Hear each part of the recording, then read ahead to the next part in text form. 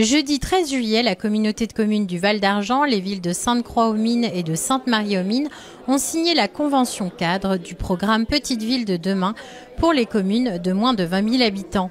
Ce dispositif a pour fonction de redynamiser les bassins de vie montrant des signes de vulnérabilité. Donc nous sommes au bout d'un processus qui a duré plus d'1 an pour un diagnostic de l'ensemble du territoire avec l'ensemble des acteurs économiques, socio-économiques. Et donc aujourd'hui est la signature d'une convention entre l'État, la région, le département et les communes et l'ensemble du Val d'Argent. Tout ça pour revaloriser notre territoire, Petite Ville de demain. C'est une chance pour construire la vallée pour demain, mais également pour aujourd'hui. Ça va nous permettre d'avoir des aides supplémentaires. Et puis, par rapport aux administrations, au lieu d'être en dessous de la pile, on sera au-dessus de la pile. Et il y a plus de 1000 villes qui ont été sélectionnées Petite Ville de demain. Le Val d'Argent et Sainte-Marie-aux-Mines, Sainte-Croix-aux-Mines, l'ensemble de la vallée fait partie de ce programme. Et c'est une chance pour nous d'y être.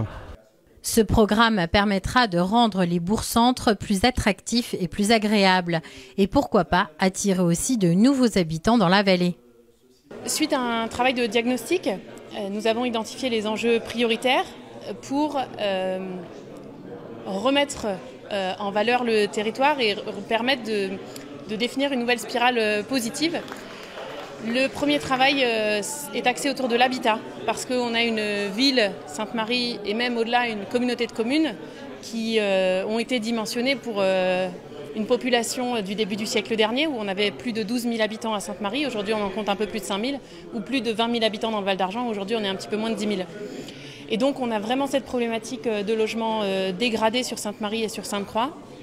Et il est nécessaire de définir les outils pour réinvestir, faire tomber ce qui doit être, fait tomber, redéfinir les espaces publics autour et permettre de regagner de la qualité de vie pour les habitants, mais également derrière attirer des commerces, faciliter